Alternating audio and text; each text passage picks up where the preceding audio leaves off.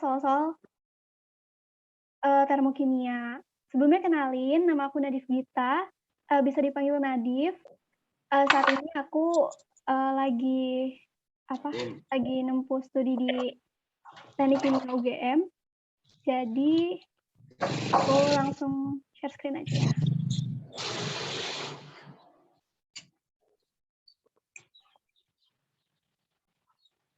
Udah kelihatan belum teman-teman? Udah ya. Oke, jadi kita mau bahas nih banyak, ada kayak 10 atau sampai 11 soal. Tipe-tipe soal UTBK tentang termokimia. Aku harap kalian bisa udah kebayang lah ya nanti kalau selesai tutor ini udah kebayang gimana tipe-tipe soal UTBK termokimia yang udah lalu gitu. Terus nanti harapannya bisa ngerjain gitu. Jadi kalau misalkan ada gitu, soalnya kalau termokimia itu pasti keluar sih teman-teman, pasti keluar di UTBK. Jadi kalian bisa nih ngerjain 1 soal atau sampai 2 soal UTBK. Harapannya gitu, amin. Oke, mungkin yang belum di-mute, mute dulu aja, soalnya aku mau jelasin nih. Bun ini pakai itu kan, beras kan?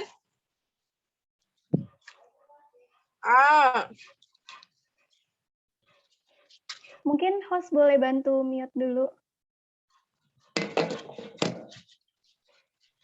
Oke, aku mau coret-coret, tapi kalau mau coret-coret aku off cam. Jadi izinin off cam dulu ya teman-teman. Suaraku jelas kan ya? Kalau misalkan nanti ada suara yang nggak jelas atau putus-putus, bilang aja ya. Terus kalau misalkan ada yang mau ditanyain, bilang aja. Oke, aku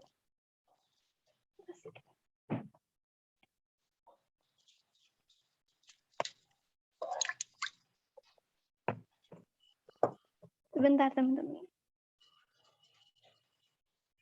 Oke deh, aku harap kalian udah siap buat nerima materi ini. Oke, bismillah, kita mulai ya. Jadi kita sekarang mau bahas soal UTBK. Di sini ada beberapa contoh soal UTBK, SIMAK UI, UTU UGM tentang termokimia. Oke, nah ini sebelumnya yang ikut kelas aku, sebelumnya tuh aku udah ngejelasin termokimia part 1 sampai part 2 ya, berpart-part gitu. Kalau misalkan kalian ketinggalan, itu bisa dilihat di yang harta karun yang masih ajar. Di situ ada PPT, ada rekaman kelasku juga. Jadi sekarang kita tuh fokus buat bahas soal.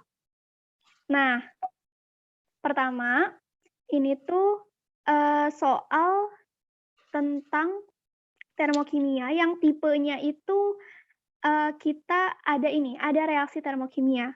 Nah, ini tuh tergolong soal yang tidak begitu susah ya. Jadi aku harap teman-teman udah paham, bisa meresapi gitu, bisa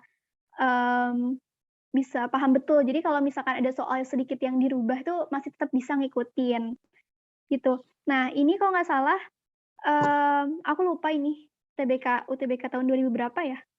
Antara 2018 sampai 2019 ini. Aku lupa nyantumin. Jadi kita langsung kerjain aja nih. Oke, kita baca dulu soalnya ya, teman-teman. Jadi di sini ada reaksi termokimia, H2 dalam fase gas ditambah Cl2 dalam fase gas jadi HCl. Nah, HCl ditambah 192 kJ. Nah, maksudnya ditambah 192 kJ, ini tuh bukan, artinya tuh dia melepas gitu. Melepas energi sebesar 192 kJ, karena dari pembentukan ini tuh dari H2 sama Cl2 direaksikan, hasilnya tuh 2 HCl sama si ini 192 kJ. Jadi ini tuh artinya bukan ini ya, bukan delta H-nya ya. Bukan delta H sama dengan plus 192, tapi dia tuh artinya dalam reaksi itu dia melepas 192 kJ gitu. Jadi aku kasih keterangan ya reaksi tersebut.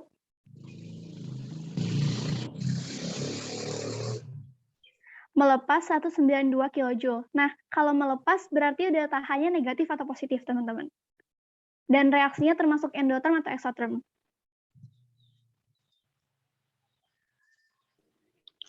Ada yang tahu? Ya, exotherm ya. Jadi kalau melepas itu, ingat exotherm dan nilai delta H-nya itu adalah kalau exotherm itu negatif, teman-teman. Kalau endotherm baru positif. Gitu ya.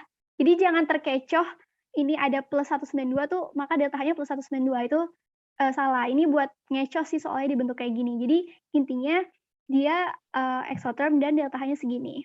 Oke, kita kalau misalkan gini langsung ke pilihannya aja ya, langsung fokus ke pilihan, terus nanti kita eliminasi pilihan gitu. Jadi kita coba yang ke opsi A. Pada pembentukan 2 mol gas HCl dibutuhkan kalor sebesar 192 kJ. Oke, pembentukan 2 mol gas HCl dibutuhkan kalor. Nah, ini kan di sini kita garis bawahi dibutuhkan kalor ya. Ini salah. Kenapa? Karena dalam reaksi ini dia tuh malah melepas kalor gitu kan. Kalau membutuhkan kalor harusnya di sini ada plus berapa kilojoule gitu. Nah, baru kalau misalkan plus berapa kilojoule itu artinya dia membutuhkan kalor. Tapi di sini dia melepas gitu. Nah, artinya ini pernyataan yang A itu salah. Terus lanjut kita ke pernyataan B. Reaksi pembentukan gas HCl tergolong endotherm. Ini udah jelas salah ya, karena tadi udah kita analisis dia tuh exotherm. Jadi ini kita coret juga. Lanjut ke C. Nilai delta H0F HCl adalah minus 96 kJ per mol. Nah, ini benar nggak? Kalau misalkan kalian lupa, delta H0F itu adalah entalpi standar ya. Nah, entalpi standar itu ciri-cirinya gini teman-teman. Ini kan reaksinya itu pembentukan ya nggak? Pembentukan HCl. Nah, kalau misalkan delta H0F itu tuh yang dibentuk harus 1 mol. Nah, harus 1 mol. Tandanya dia 1 mol apa? Koefisiennya. Koefisiennya harus 1. Oh, di sini ada 2 gitu teman-teman, ada 2. Nah, kalau kita mau jadiin 1 mol, itu kita bagi aja si delta H-nya. Kan kita udah punya nih, delta H-nya itu adalah minus 192 kJ. Ini per 2 mol ya, maksudnya dalam 2 mol. Nah, kalau misalkan delta H-nya mau kita cari 1 molnya, ya kita tinggal bagi 2 aja. Berapa nih jadinya? Minus 96 ya, kilojoule per mol. Ini awalnya tuh per 2 mol. Soalnya di sini koefisiennya 2. Jadi si delta H ini tuh itu per 2 mol HCl. Tapi ditanya delta H0F di mana dia harus dalam bentuk 1 mol, makanya delta H yang dibutuhkan tuh minus 96 kJ per mol. Berarti ini benar dan ini jawabannya. Tapi kita lihat opsi D dulu deh. Kalor yang dilepas pada penguraian 1 mol gas HCl adalah 96. Oke, apakah ini penguraian? Bukan ya, ini malah pembentukan. Ini salah nih. Nilai delta H0D HCl adalah minus 192 kJ. Salah ya. Sebenarnya data yang udah kita dapatkan delta H0F kan tadi ya. Delta H0F itu minus 96. Kalian kalau lupa, sebenarnya delta H0F sama delta H0D itu korelasinya ini tandanya kebalik aja gitu. Jadi kalau misalkan delta H0F-nya minus 96, delta H0D atau D itu namanya penguraian ya, deformation, itu pasti jadi plus 96. Berarti Gitu. Kak, delta H0D itu penguraian, kalau delta H0F itu pembentukan gitu ya Kak? Benar-benar. F tuh formation ya, jadi kayak pembentukan. Kalau D itu deformation, jadi penguraian. Gitu. Jadi kalau misalkan kita mau tahu delta H0D-nya, tapi yang ada itu data delta H0F, kita ubah aja tandanya. Nilainya tetap sama. Gitu. Jadi seharusnya delta H0D-nya itu plus 96 kJ per mol. Di sini minus 192 kJ per mol, berarti jelas-jelas salah ya. Gitu. Jadi jawaban yang benar tuh C. Nah, sampai sini ada yang mau ditanyain nggak?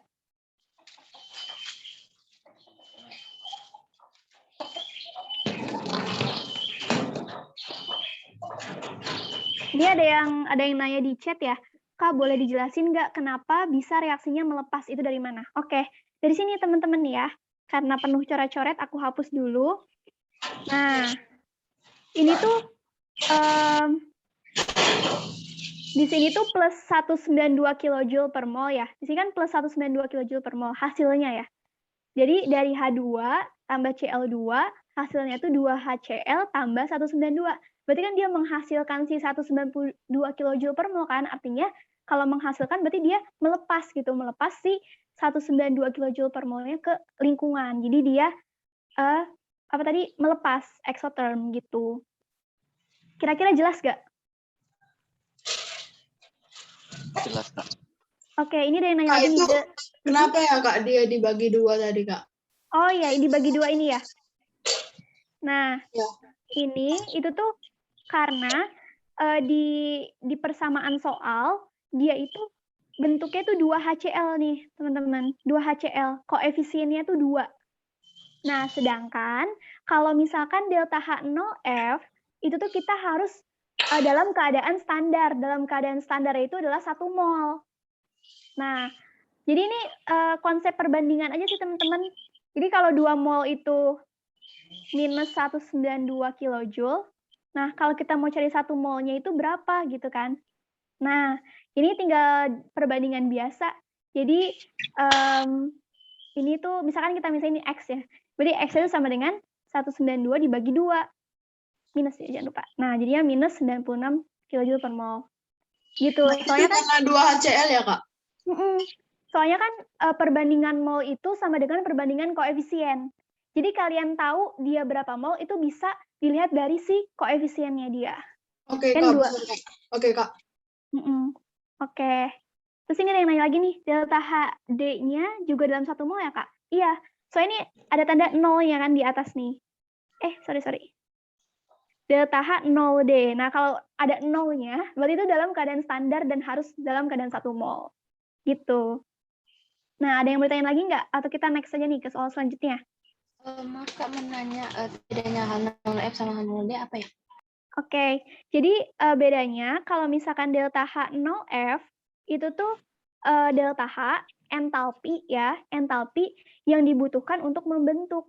Jadi untuk membentuk suatu senyawa. Jadi ini itu adalah delta H pembentukan.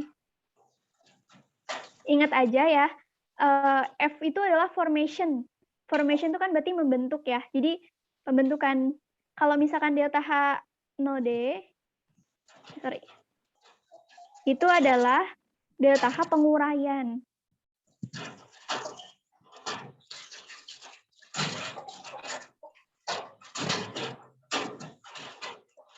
Oke, jadi udah jelas belum? Kalau misalkan pembentukan itu ada yang belum di-mute ya? Mungkin host boleh bantu nge-mute yang belum di-mute. Oke. Jadi kalau misalkan delta H0D, delta H0F itu tuh dia pembentukan, sorry.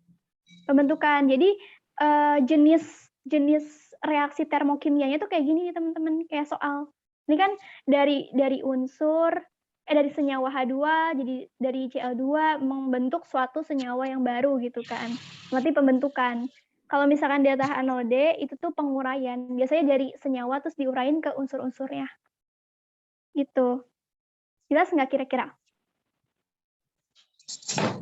Jelas Kak. Oke. Ada yang mau ditanya lagi?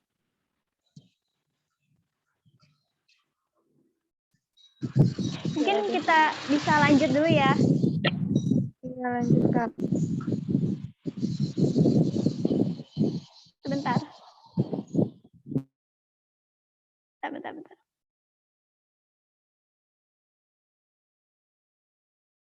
Aku nggak dapat akses host, teman-teman. Aku tanya dulu temanku ya buat mute.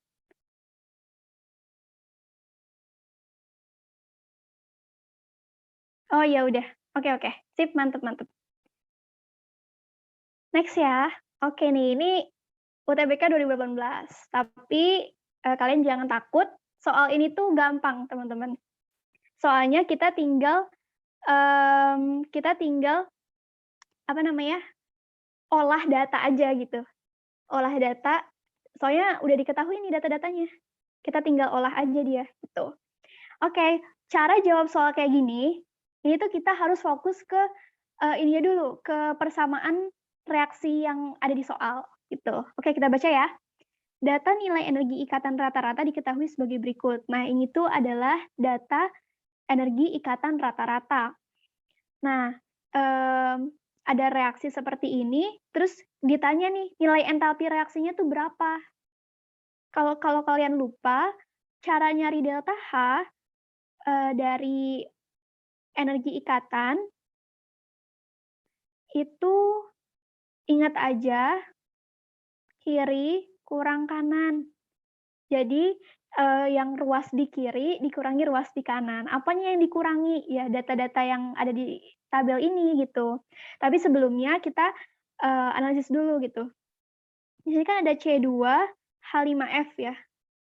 Ditambah 2F2.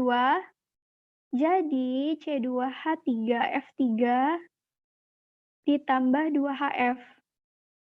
Nah, sebelum itu kita ini dulu, pastiin udah setara belum?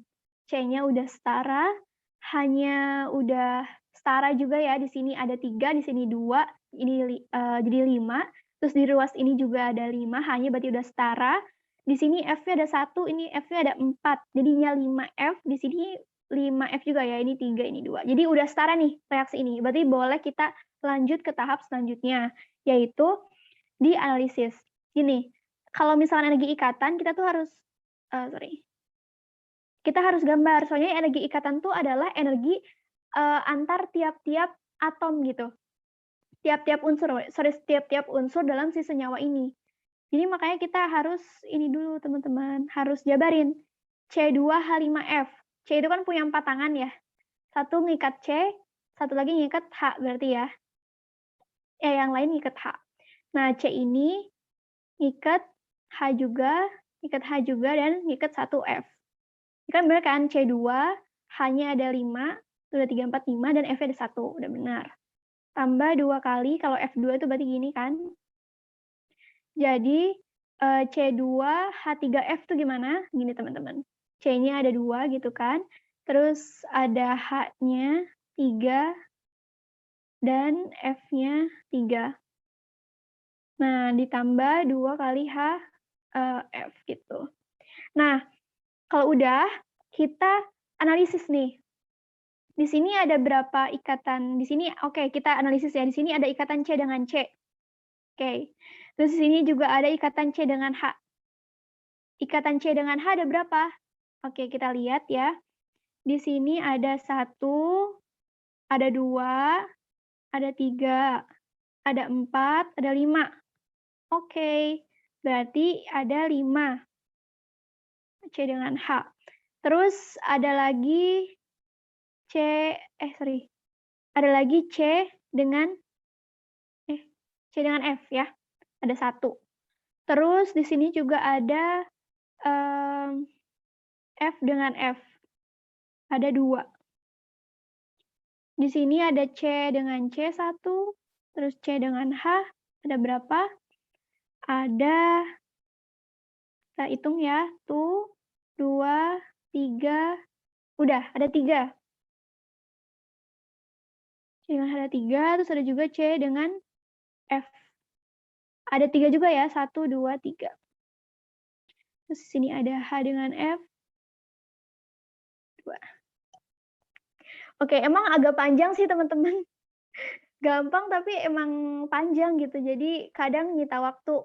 Saran aku kalau misalkan soal ini bisa ngerjainnya tuh di-skip dulu gitu. Kalian kerjain yang gampang dan waktunya itu sedikit dulu gitu soal-soal lain. Nah, kalau misalkan masih ada waktu boleh balik lagi ke soal ini. Tapi kalau kalian mau ngerjain juga nggak apa-apa sih. Tapi aku takutnya ini ngabisin waktu kalian di awal gitu. Soalnya emang gampang soalnya, tapi ribet. Penyelesaiannya panjang gitu. Oke, kita udah dapet nih datanya.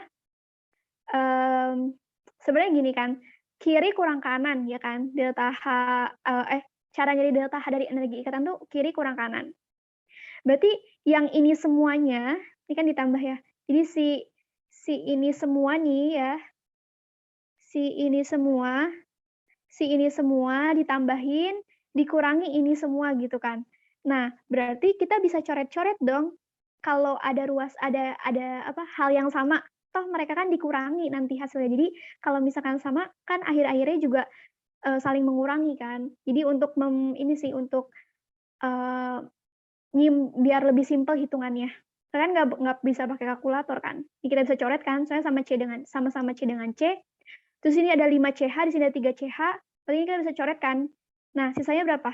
2CH kan? 2 ikatan C dengan H. Di sini ada C dengan F, 1. Nah, ini bisa kita coret. Ini bisa kita coret, sisanya berapa? 2 ya, 2C dengan F. Nah, ini nggak bisa kita coret ya. Oke. Jadi kita tulis ulang, sisanya setelah dicoret-coret ada 2C dengan H, ditambah 2F dengan F. Nah, jadi lebih simpel kan? Dikurangi kan, ini semuanya bakal kita kurangi dengan resi ruas yang ada di kanan, yaitu 2C dengan F ditambah 2H dengan F. Nah, gini. Baru kalau udah dapat kayak gini, kita masukin angkanya. C dengan H ada apa nih? 410. Tambah 2F dengan F berapa? 159. Oke, ini kita selesain, terus kita kurangi 2 kali C dengan F, dapat 485 nih. Ditambah 2H dengan F. Berapa nih? 565. Ini tuh soalnya selalu keluar loh teman-teman. Kemarin aja tahun 2021 ada soal kayak gini, energi ikatan. Jadi ini tuh tipe-tipe soal yang ribet dikerjain tapi selalu keluar gitu per setiap tahunnya. Nah, kalau udah kayak gini, kalian bisa tinggal langsung hitung aja. Ini biar mempersingkat waktu, kita pakai kalkulator dulu aja kali ya. Sebenarnya nggak boleh pakai kalkulator sih nanti pas UTBK. Tapi biar mempersingkat waktu ya teman-teman. Saya banyak yang kita bahas. Ini 820 tambah 2 kali 59. 318. Terus kita kurangi dengan 2 kali 485 970 tambah 2 dikali 565 130. Nah, karena ini nggak cukup, kita ke sini ya. Kita ambil ke sini. Oke, kita selesain aja. Ini tinggal dihitung sih teman-teman. 820 tambah 318 1138 dikurangi 970 tambah 1130 1100. Nah, ini kita tinggal kurangi aja. 962 minus ya. Benar nggak?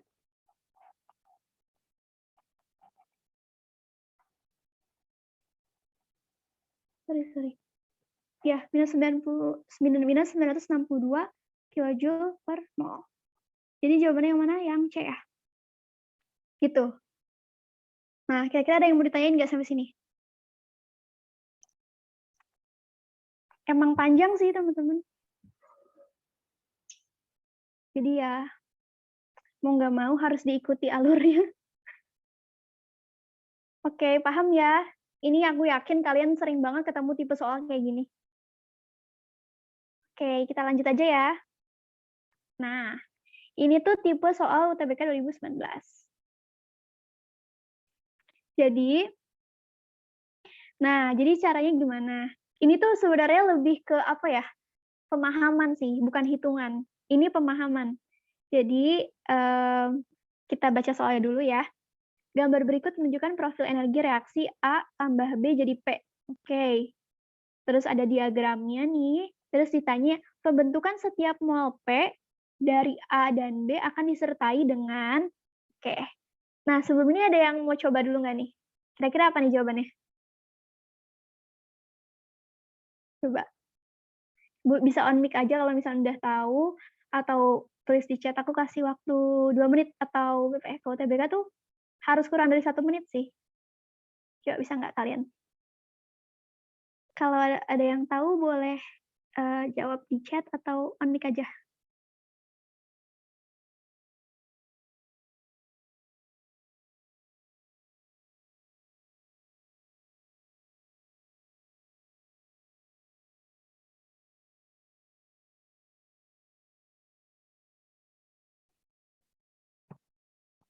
Oke, aku tunggu ya, 1 menit lagi. Ada yang bukan, Kak.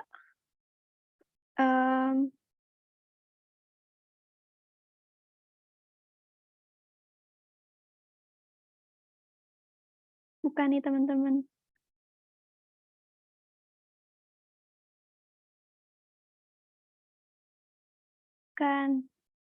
Bukan Beni, teman-teman. Oke,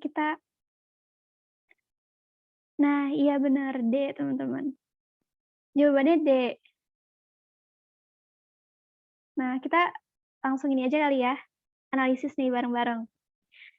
Oke, jadi kan ditanya tuh pembentukan setiap mol P dari A dan B itu akan disertai dengan apa, gitu kan. Ini sebenarnya agak belibet, tapi sebenarnya dia tuh nanya delta H, teman-teman. Delta H itu berapa sih, gitu. Kenapa delta H? Karena delta H tuh kan, apa ya, kalau misalkan pembentukan tuh kayak tadi nih, mirip soal pertama. Aku balik lagi. Nah, soal pertama juga kan pembentukan ya. Pembentukan terus disertai energi sebesar ini. Dan ternyata si 192 itu adalah delta H-nya, ya kan? Nah, sama halnya dengan ini. Dia nyari delta H. Kalau misalkan diagram ini, delta H-nya itu kan dari sini ke sini kan, kondisi awal dikurangi kondisi akhir. Mau ini mau ini ada berapa puncak, delta H tuh pasti kondisi awal dikurangi kondisi akhir, berarti yang ini nih, ya kan? Nah, ini. Nah, ini kan berarti panjangnya itu kan dari B ke A gitu kan. Dari B ke A. Oke, kita bisa eliminasi. Ke B salah, C ke A salah. Berarti antara A dengan D. Nah, sekarang kita lihat dia itu endoterm atau exotherm. Nah, dia tuh kan kita bisa lihat dari kondisi akhirnya kan. Kondisi akhirnya ternyata dia lebih tinggi energinya, ya kan, di sini. Di titik ini kan lebih tinggi daripada ini, ya kan. Lebih tinggi artinya dia apa? Dia selama melakukan reaksi, dia menyerap energi dong. Soalnya, kenapa? Soalnya ya dia tuh kondisi akhirnya itu lebih tinggi energinya dibandingkan kondisi awal. Berarti dia tuh menyerap energi. Nah, berarti yang D. Kalau misalkan yang pelepasan, diagramnya bukan kayak gini. Bisa aja kayak gini, teman-teman ya. Nah, ini jelek banget. Ya pokoknya ini kondisi akhirnya, kondisi awalnya, ini kondisi akhir. Artinya dia melepas gitu kan, soalnya energinya turun. Nah, harusnya kayak gini kalau yang A. Kalau yang A kayak gini, bukan yang kayak gini. Kalau ini tuh D, teman-teman. Soalnya dia melakukan penyerapan. Penyerapan kenapa? Karena kondisi akhirnya itu lebih tinggi energinya dibandingkan kondisi awal. Gitu. Sebenarnya ini ya, nggak ribet ya.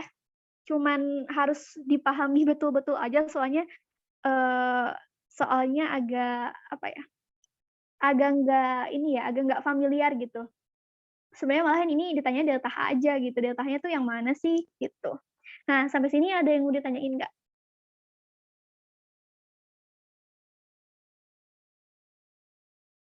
Iya, endotherm, benar.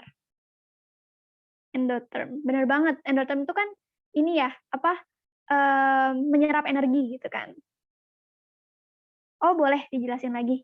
Oke, aku jelasin ulang ya buat kalian yang belum paham betul. Jadi ini tuh kan ada sebuah diagram reaksi. Diagram reaksi seperti ini. Terus soalnya pembentukan setiap mol P dari A ke B akan disertai dengan kenapa kita bisa tahu ini tuh ditanyanya delta H, karena gini sih, dari ini kan P ya. Mungkin banyak kecoretan, aku hapus dulu terus lagi. Nah, Ini tuh kan soalnya tuh setiap pembentukan P dari A ke B itu disertai dengan apa? Nah, tadi kan kalau misalkan disertai dengan tuh berarti kita nyari delta H-nya. Kayak soal yang pertama tadi. Pertama tadi juga kan ada kayak energi yang menyertai dan ini tuh adalah delta H-nya, gitu kan. Jadi sama halnya dengan diagram ini berarti kita nyari delta H-nya yang mana? Kalau delta H itu kan kondisi akhir dikurangi kondisi awal. Ya kan? Kondisi akhirnya di sini dikurangi kondisi awal. Berarti rentang ini nih teman-teman. Rentang ini berarti B dikurangi A gitu. Dan gimana cara taunya dia melepas atau menyerap energi? Lihat dari kondisi akhirnya. Kalau misalkan kondisi akhirnya itu lebih tinggi, berarti energinya itu lebih banyak. Berarti dia dalam perjalanan reaksi dia nyerap kalor kan, nyerap banyak sehingga si hasil akhirnya itu lebih tinggi dari kondisi awal dan artinya dia menyerap gitu. Berarti jawabannya yang D. Nah, kira-kira Pak ini enggak menjawab Kak?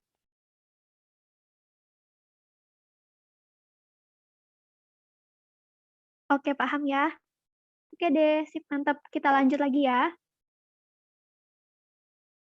Sama-sama. Nah, ini juga sama nih tipe soal UTBK tuh dia ini ya, lebih ke diagram. Sebenarnya kalau nggak salah ya, tahun lalu aku juga kayaknya ada deh yang tentang diagram gini, ditanya energi aktivasi atau delta H gitu. Pokoknya kalian kalau diagram gini, ini ya usahakan paham betul ya. Soalnya kemungkinan besar juga keluar. Oke, ini apa nih soalnya? Reaksi tersebut tergolong eksoterm atau endoterm? Nah, kira-kira apa nih teman-teman, eksoterm atau endoterm kalau diagramnya kayak gini?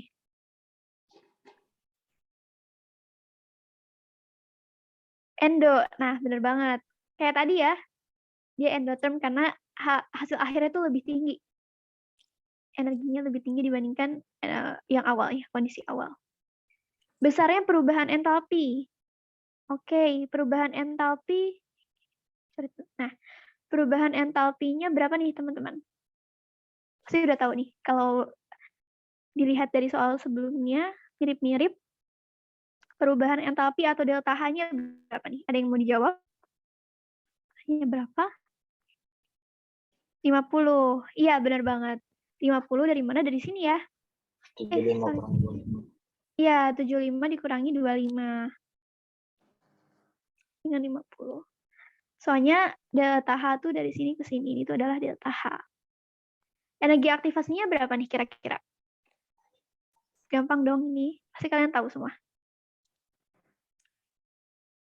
Berapa nih energi aktivasinya?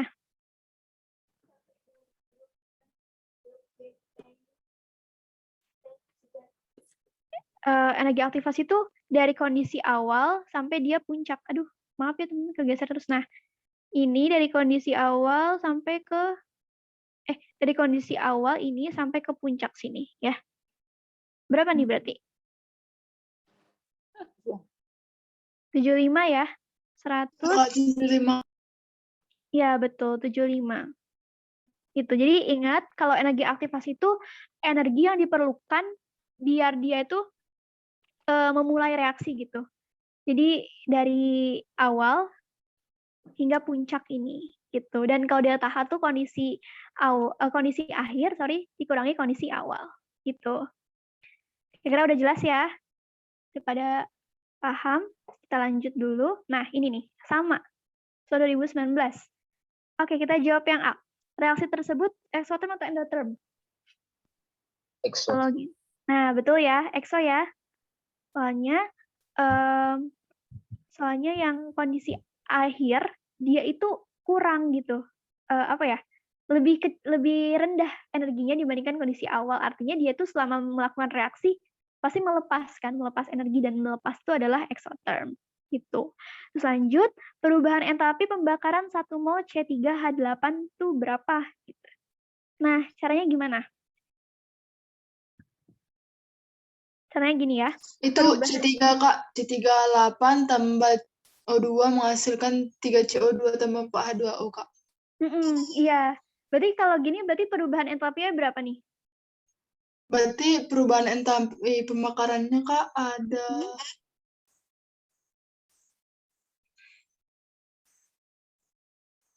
Berarti Ya, itu yang ini kan ya?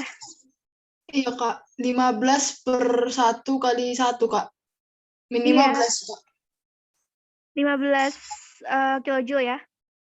Dan jangan lupa dia minus, benar-benar. Sip, mantap. Soalnya kenapa minus? Exotherm ya. Iya Kak. Jadi pasti di PG kan nanti soalnya PG ya, TBK. Ada plus 15, ada minus 15. Kalian jangan terkecoh ya.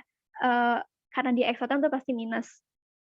Nah, kenapa kita nggak bagi-bagi dulu atau gimana kan ditanyanya 1 mol? Soalnya kalau misalkan Koefisien C38-nya juga 1 Kak. Nah, betul banget. Jadi, kalau pembakaran tuh kita fokusnya ke yang dibakarnya apa sih? Yang dibakarnya kan C38. Terus dalam reaksi ini, itu kan udah 1 ya koefisiennya ya. Jadi, udah langsung kita lihat aja di grafik gitu kan, 30 dikurangi 15. Jadi 15 dan dia tuh negatif. Gitu. Nah, ini yang C gimana nih? Perubahan entalpi pembakaran 8,8 gram C38. Nah, Itu kalau Kak misalkan harus tahu MR dulu ya Kak. betul banget. Kita harus cari molnya nih. Mol si C38-nya berapa? Mol itu kan dari N itu apa? Gram per MR gitu kan?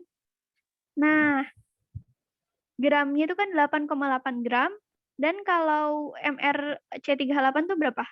C itu 14 ya? Kok 14? 12. 12. Ya, 12. 12 kali 3 Pada.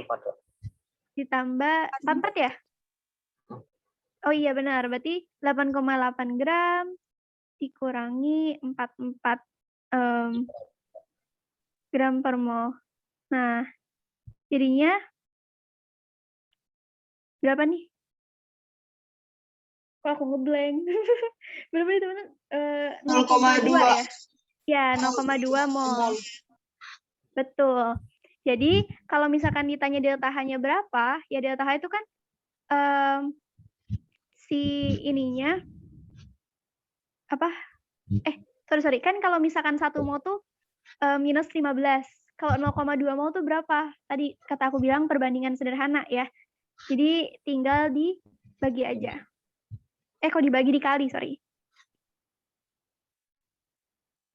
Bentar. Fokus dulu. Oke. Minus 15 kilojoule itu kan untuk 1 mol. Kalau mol ini berapa? Kalau dia itu 0,2 mol. Itu kan. Misalkan kita misalin X aja nih, perbandingan ya. Minus 15 dikali 0,2.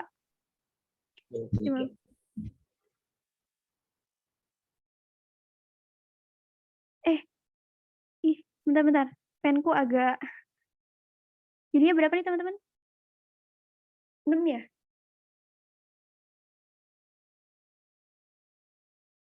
Oh, 3. Sorry. Minus 30 Kak. 3 atau 30? 3. 3 ya?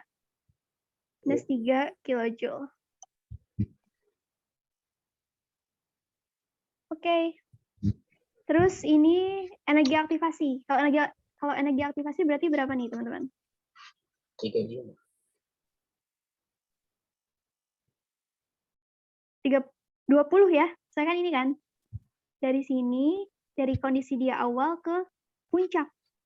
Berarti ini tuh EA. EA itu energi aktivasi ya. Berarti 50 dikurangi 30. Sama dengan 20 kilojoule. Bentar, lihat chat dulu. Kak, itu penyebutnya 3 dikali berapa ya? Penyebutnya mana nih? Penyebut. Oh, ini 3 kali 12, sorry. Itu tadi kan MRC itu 12, ya kan? Kan nanti boleh lihat slide sebelumnya. Oke, aku back ke sebelumnya. Sok SS dulu nih.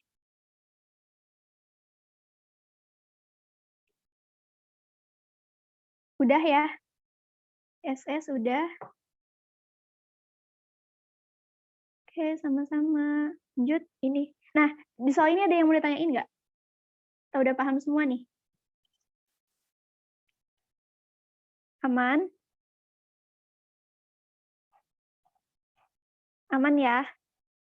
Oke, kita lanjut. Ini adalah soal UTU UGM.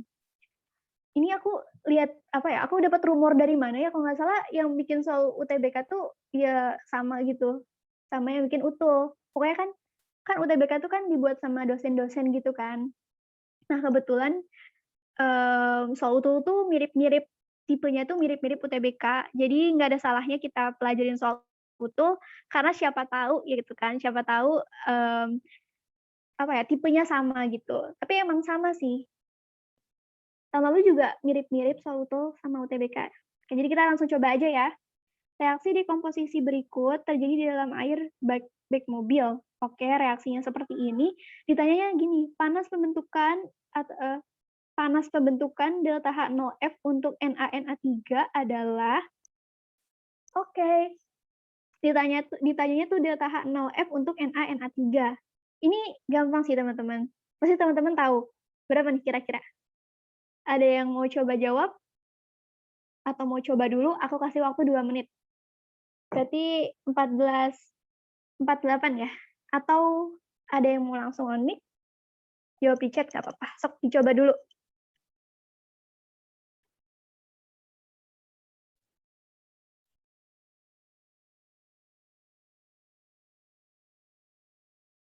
C.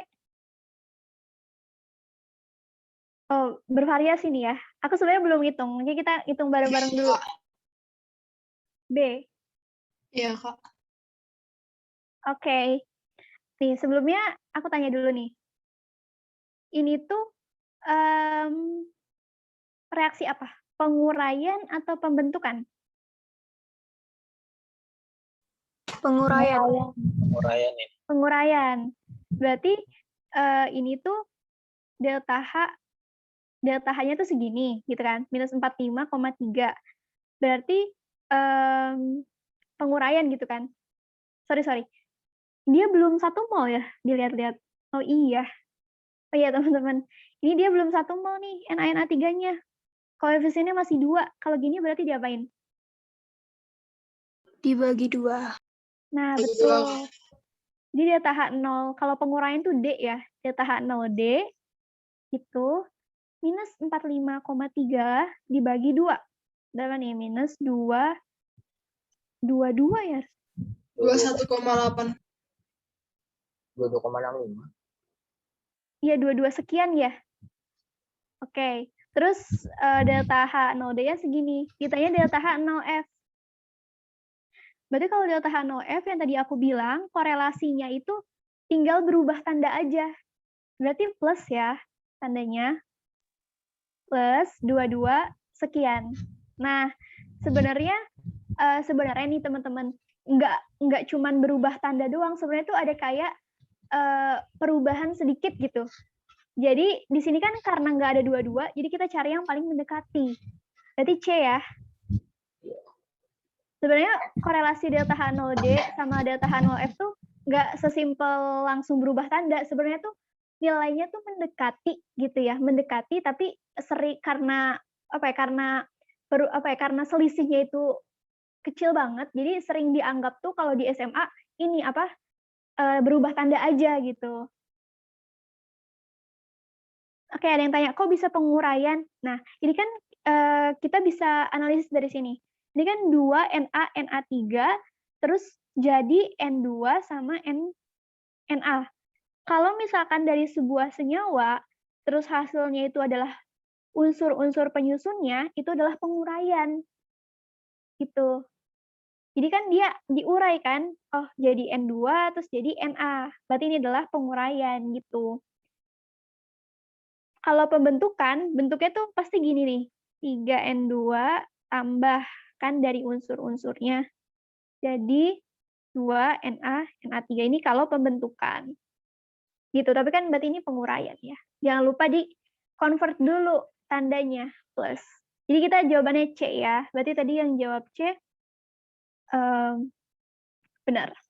Oke, Kak, jawabannya kan 2265. Itu mendekati, yang bilang terdekat. Betul. Makasih yang udah bantu jawab. Jadi ambil yang mendekati ya. Oke, kita lanjut dulu. Oh ya, ada yang mau ditanya lagi nggak kira-kira? Aman ya? Next. Oke nih, ada soal baru nih teman-teman. Gimana nih? Sebenarnya kalau kayak soal ini kan tentang, oh enggak, ini gampang. Bukan kalorimetri.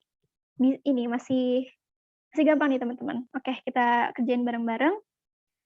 Untuk reaksi pembakaran metana CH4, ada reaksinya kayak gini, dan dia belum setara. Oke, ini belum setara. Diketahui delta H0F. Nah, kita tulis dulu deh yang diketahui. Delta H0F CH4 ini ya. Minus 74,9. Delta H0F CO2 ini minus 393,5. Satuannya nggak aku tulis ya, soalnya sama semua. H2O 241,8. Ditanya, delta H pembakaran 32 gram metana dengan MR16 itu berapa? Nah, ini tuh tipe-tipe soal nyari delta H, tapi data yang diketahui itu delta H0F, atau entalpi pembentukan. Nah, kalau gini, kalau soal jenis ini tuh, caranya itu adalah ruas yang kanan dikurangi kiri. Jadi kebalikan si energi ikatan. Kalau energi ikatan itu kan kiri kurang kanan gitu. Kalau ini kaki ya, ingat aja ya. Kanan kurang kiri. Yang kanan yang mana, yang kiri yang mana nanti kita tentuin. Nah, ini kan ada reaksi kan. Kita tulis dulu deh. Reaksinya kayak gini. Nah, ini baik nih dikasih tahu belum setara. Kalau misalkan kalian langsung nggak dikasih tahu belum setara, terus kalian langsung nggak setarain dulu, itu bisa salah. Jadi kalau misalnya ada reaksi, coba deh cek dulu udah setara atau belum sih gitu. Jadi jangan lupa itu ya, setarain. Nah, baru kita setarain nih C-nya. Oh ya, aku mau ngasih tips kalau setarain itu tuh lihat setarain atom selain H dan O dulu. Gitu. Selain H dan O. Berarti di sini atom C ya kan? Atom C udah sama. Nah, baru lanjut ke H. Habis itu O. Jadi lanjut ke H dulu. H-nya ini kan ada 4 ya. Di ruas kiri. Ini ada 4. Ini ada 2. Berarti kita kasih 2 di sini. Biar H-nya sama. Terus baru terakhir tuh O. Karena O tuh pasti bisa menyesuaikan lah gitu istilahnya. Ini ada 2 ditambah 2, 4 gitu kan. Oh, di sini masih 2. Berarti kita tambahin 2 koefisien di depannya. Nah, kalau gini kan udah setara ya. C-nya udah sama, H-nya udah sama, O-nya udah sama. Baru kita bisa lanjut ke step selanjutnya, yaitu apa? Analisis. Ini, analisis dari data ini. Gitu. Jadi, kita tulis di bawahnya aja ya. Delta H0F-nya itu, si CH4 itu kan minus 74,9. Nah, kenapa O2 nggak ada? Sebenarnya kalau bentuknya O2, H2, itu biasanya nggak ada delta H0F. Gitu, karena dia itu bukan, kenapa? Karena dia itu bukan senyawa, teman-teman. Maksudnya, bukan senyawa dari unsur yang berbeda, gitu. Dia kan sama-sama dari O, gitu kan. Diatomik, gitu. Sama-sama dari O, berarti dia nggak ada delta H0F-nya. Biasanya nggak ada sih. Jadi, bonus nih, kalian nggak begitu pusing. Maksudnya nggak dikira, nggak diperhatiin yang si ini nih ya.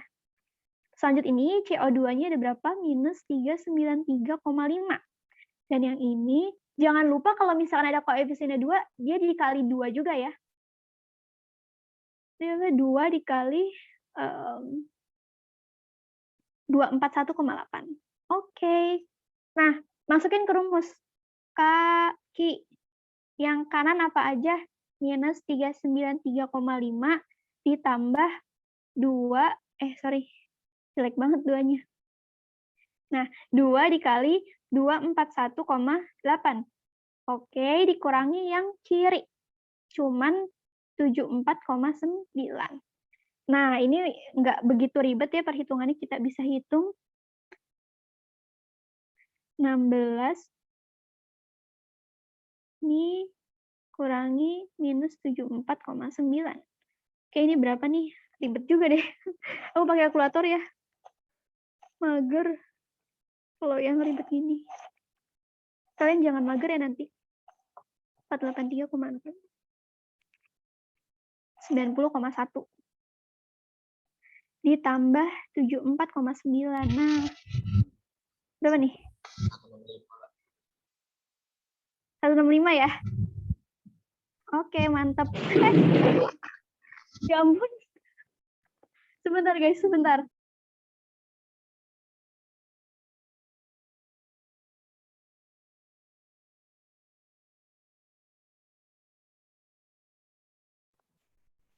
Kalian duduk. Sini duduk banget. Oke, kita lanjutin ya. Ini tuh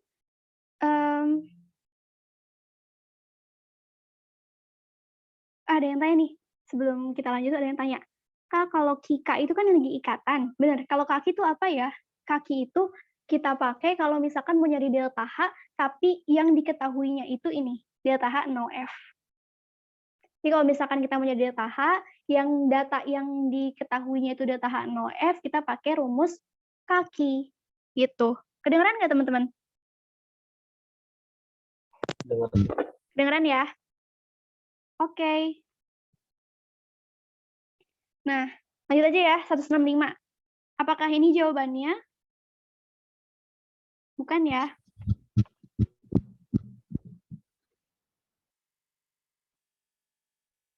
Jawabannya itu, benar nggak sih? Sebentar. Oke, jawabannya bukan ini. Kenapa? Karena yang dicari itu adalah pembakaran 32, Pembakaran 32 gram metana dengan MR-nya 16. Berarti kita cari dulu nih, molnya itu berapa sih? Mol metana? 2. Iya, 2. Kenapa 2? Dari gram per MR ya. Gramnya itu adalah 32, MR-nya 16. Jadi adalah 2 mol. Nah, kalau misalkan gini, kita kali aja. Bentar, kayaknya salah deh. Ada yang salah. Aku hitung ulang dulu sebentar ya, teman-teman. Kok kita angkanya kecil banget, 165. Sebentar ya, 74,9 ditambah 2.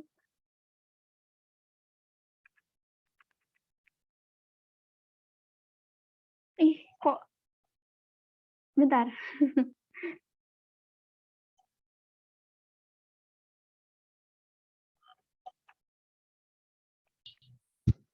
Salah di mana ya? Oh iya, ya Allah. Ini nih. Ini tuh harusnya minus. Soalnya delta H0F tuh biasanya minus, dia exotherm. Nah, ini tuh harusnya minus. Pantesan kok kayak salah, soalnya angkanya kecil banget. Berarti bukan ini jawabannya. Ini berapa? Maaf ya teman-teman, kita hitung lagi aja.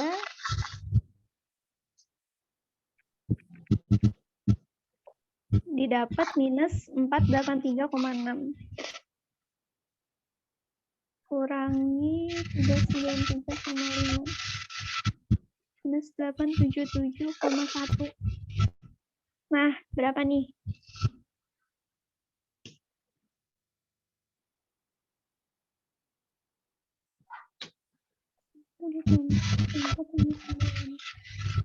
Minus 802,2.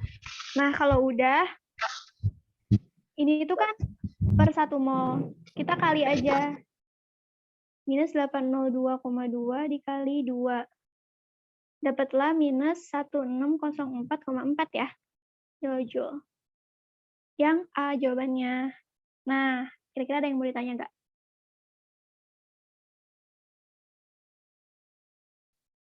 Ini mirip-mirip ini sih yang energi ikatan. Tapi kalian jangan kebalik ya. Kalau energi ikatan tuh yang kiri dikurangi yang kanan, kalau kalau delta H0F yang diketahui itu yang kiri dikurangi, kanan kurang kiri, itu kaki. Ingat aja salah satunya. Ini sering muncul di UTBK nggak? Biasanya yang muncul itu adalah energi ikatan sih. Energi ikatan yang biasanya sering muncul. Tapi siapa tahu ini juga muncul, jadi pelajarin aja. Soalnya sama kok ininya, konsepnya sama gitu. Kita analisis reaksi, kita setarain, terus kita masukin data-data, kita hitung, udah deh. Terus jangan lupa ditanyanya apa gitu. Ini kan ditanyanya dalam 2 mol metana gitu. Oke, kira-kira lanjut aja ya kita ya. Oke. Nah, ini ada soal SIMAK UI 2019. Wah, SIMAK nih. Kadang SIMAK tuh emang lebih susah sih. Soalnya tuh kayak next level lah istilahnya. Tapi bukan berarti kita nggak bisa. Kita pasti bisa. Kita baca dulu ya. Diketahui entalpi reaksi berikut ini. Oke, datanya segini nih. Terus pembakaran ZNS di udara mengikuti persamaan berikut ini belum setara. Oke, ada persamaan. Ditanya delta H. Entalpi delta H0 reaksi pembakaran ZNS adalah, maksudnya apa? Ini maksudnya ini ya, delta H0 pembakaran itu apa? C ya, delta H0 C biasanya. Combustion ya, nggak salah. Iya, pembakaran itu delta H0 C-nya berapa? Berarti nanti harus dalam keadaan 1 mol. Tuh. Dari soal kita bisa analisis kayak gitu. Nah, ini gimana caranya? Oke, sebelumnya ini sih hukum Hess ini guys, teman-teman. Kalau misalkan ada reaksi, terus reaksinya tuh misalkan ada 3 atau ada 2, terus delta H-nya diketahui masing-masing, terus ditanya itu kayak reaksi lain gitu, reaksi yang beda. Nah, itu biasanya pakai hukum Hess yang dikali, dibagi, ditambah gitu. Kalian pasti familiar. Nah, caranya kalian tulis dulu pastinya, tulis dulu reaksinya dan setarakan. Kalau belum setara. Nah, tadi yang aku bilang, selain H dan O utamakan. Zn, ya, Zn-nya udah sama, S-nya udah sama, O-nya yang belum nih. Ini O-nya ada 2, ini 1, ada 3, sedangkan di sini ada 2. Berarti kita kali 3/2. Kita kali 3/2. Tambah 3/2 O. Biar nanti di sini O-nya itu sama-sama 3 ya. Udah setara deh. Kalau gini baru kita bisa analisis kali bagi gitu-gitu dibalik atau enggak dari reaksi-reaksi yang udah ada. Ini reaksi pertama misalkan. Reaksi pertama tuh harus diapain sih? Gimana caranya? Kita lihat di reaksi pertama yang ada nggak sih yang kita butuhin? Kan ini kita mau memunculkan ini ya, memunculkan reaksi ini. Memunculkan reaksi ini dari reaksi-reaksi yang udah diketahui gitu. Oh, ternyata nih di reaksi pertama tuh ada ZNS. Gitu kan? Berarti kita harus munculin ZNS ada di kiri. Soalnya kita mau ada di kiri. Nah, berarti harus dibalik. Gitu. ZNS jadi Zn tambah S. Dengan delta H-nya adalah, kalau dibagi delta H-nya berarti berubah tanda ya. Ingat, plus 202,9. Oke, kita analisis reaksi kedua. Apa sih yang mau kita dapat dari reaksi kedua? Di sini ada ZNO ya. Kita mau ZNO juga. ZNO-nya harus ada di kanan dan harus dalam keadaan 1 koefisiennya, ya kan? Berarti kalau gini, dia nggak usah dibalik, tapi kita bagi 2. Jadinya Zn tambah setengah O2, jadi ZNO. Delta H0 itu kita bagi 2, ingat ya. Itu karena koefisiennya kan tadi berubah ya. Lanjut, persamaan 3 yang mau kita dapat apa sih? SO2 ya, enggak? SO2. SO2 kita maunya ada di kanan. Ada yang belum mute ya? Oke, SO2 kita maunya di kanan dan dia udah ada di kanan, itu langsung aja, nggak usah diapa-apain. Delta H-nya berarti tetap ya, minus 296. Nah, kalau gini baru kita jumlahkan semua dan kita bisa coret-coret nih. Ini paling enak nih guys, coret-coret kayak gini. Udah. Jadi didapatlah ZNS tambah setengah tambah 1, 3/2 O2. Jadi ZNO tambah SO2. Sama ya guys dengan yang mau kita cari, ini sama. Nah, baru kita hitung nih daya tahannya. Berapa sih daya tahan nolnya? 202,9 ditambah ini langsung dikurang aja ya. Berapa sih ini? Minus 348 ya. Kurangi 296. Nah, ini kita langsung jumlahin aja pakai kalkulator.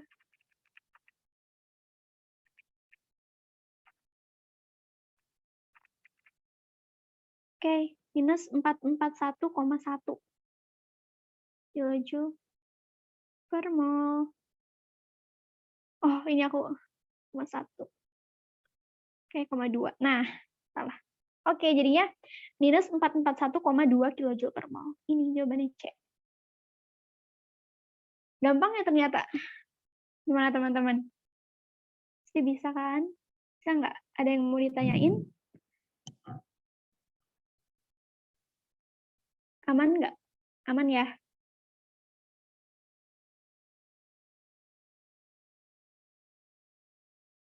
Oke, lanjut. Sip. Nah, apa nih? Sibak lagi 2018. Oke, kita baca dulu deh. Pada kalorimeter sederhana dimasukkan 100 mili 1 molar NaOH yang selanjutnya direaksikan dengan 100 mili 1 molar HCl.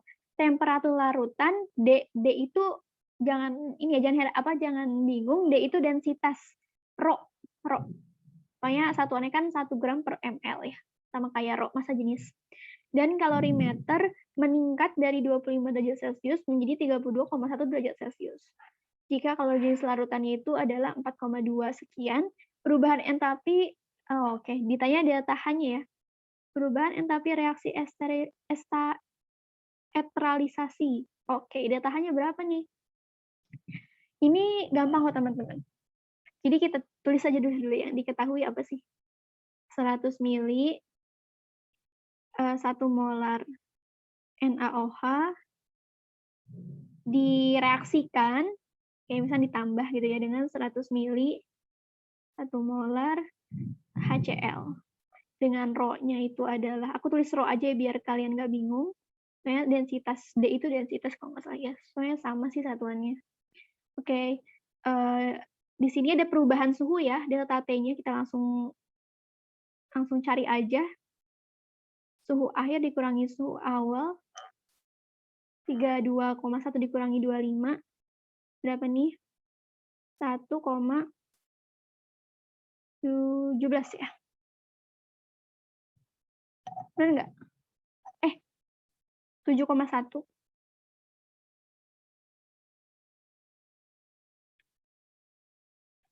Sorry. Oke, berarti kan ya 7,1. Udah. Nih ada C-nya ya, kalori jenis larutan.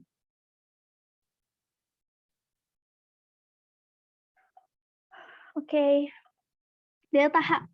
Kalau kalian belum tahu atau lupa, delta H itu kan di sini aja deh.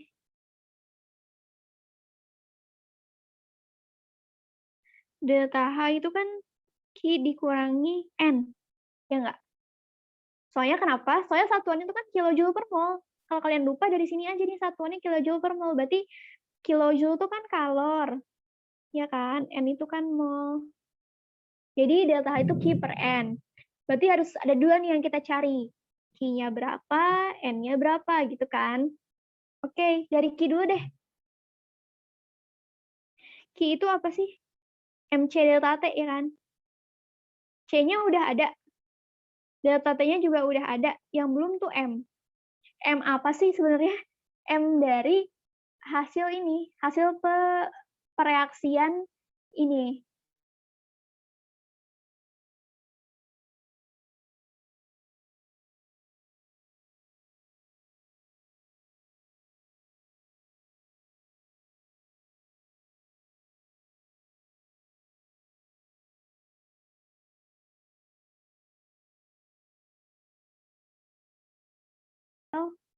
tambah H2O. MRS, ya, stoikiometrisnya NaOH. Nah, bisa kita dapat molnya ya dari si volume dikali dengan molaritas. Berarti berapa nih? 100 milimol. 100 milimol tuh 0,1 mol.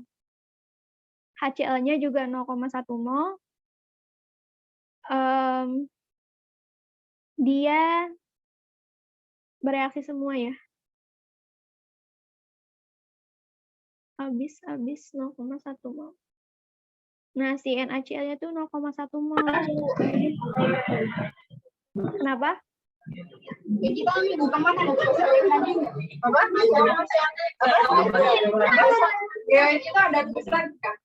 Ada satu lagi nih Kak,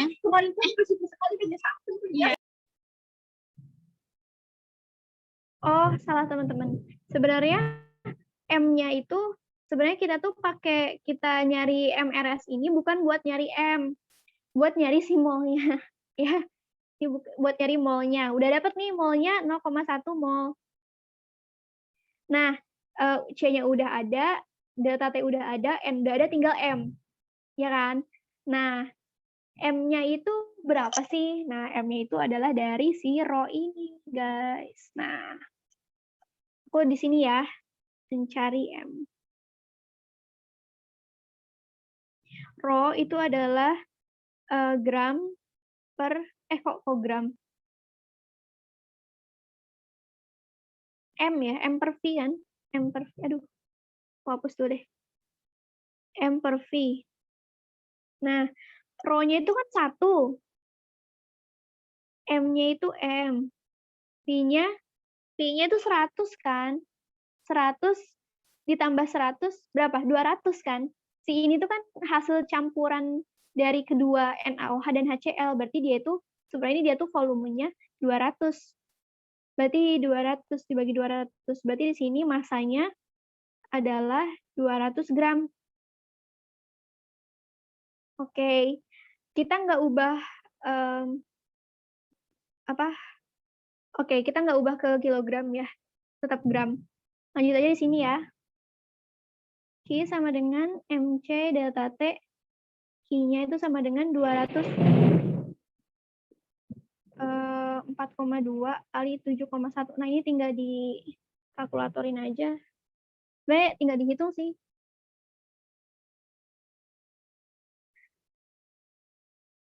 (5964 Joule. Dari delta H, 5964 dibagi 0,1. Jadi 596.